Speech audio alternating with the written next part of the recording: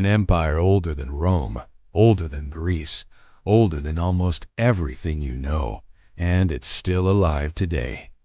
Nobody talks about this. There is a name that historians mention in hushed tones, a name that appears in the oldest scriptures in the world, in the cuneiform inscriptions of Mesopotamia, in the battles that shaped human civilization. That name is Elam, and the most surprising thing about all of this is not Elam's past, it's the present. Because this people, this empire that should have vanished thousands of years ago, left traces that reached the soil of the United States. This is not a theory, it is history. And it is history that almost no one tells. Who was Elam? The empire that came before everything. To understand the connection with the United States, you first need to understand Elam.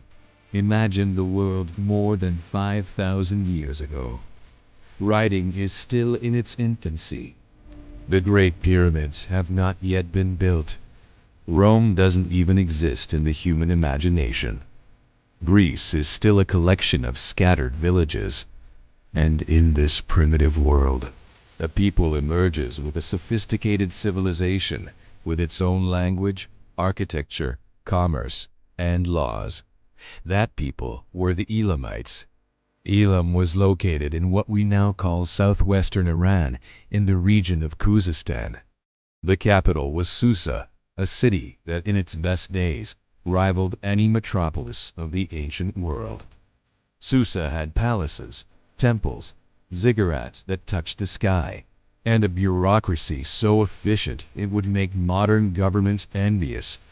But what made Elam a true power was not just the architecture, it was resilience.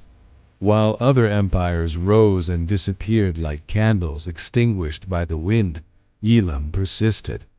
The Akkadians tried to destroy them. The Sumerians tried to dominate them. The Babylonians waged endless wars against them. And you know what happened. Elam survived. More than survived, Elam fought back. Around the year 2004 BC, King Kindatu led one of the boldest invasions. His troops marched on Ur and destroyed it. They took the last Sumerian king as a prisoner. It was the end of the third dynasty of Ur, the end of an entire era. Who did that?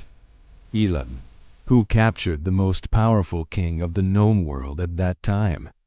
Elam, the king who stole the most famous code in history.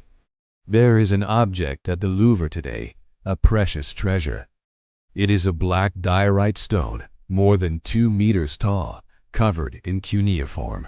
It is the Code of Hammurabi. Most know this code was written by Babylonians. Few know it was stolen by the Elamites. In the 12th century BC, King Shutruk-Nahant invaded Babylon and returned carrying the greatest trophies imaginable. Shutruk-Nahant was not merely a plunderer. He was an archivist. Everything he took was catalogued and preserved. This same king appears in the book of Isaiah.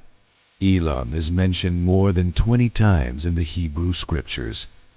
The language that defied human understanding.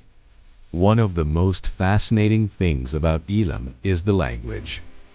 Elamite is what linguists call a language isolate. It has no proven kinship with any other language in the world. The Elamites wrote in cuneiform, but adapted it to record a language completely different from everything around it. The fall, and what came after.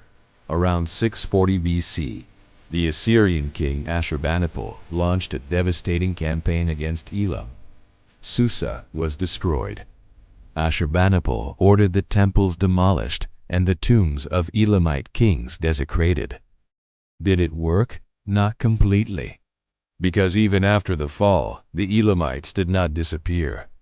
They were absorbed. The connection with the United States, deeper than you imagine. This connection happens on multiple layers. Layer 1.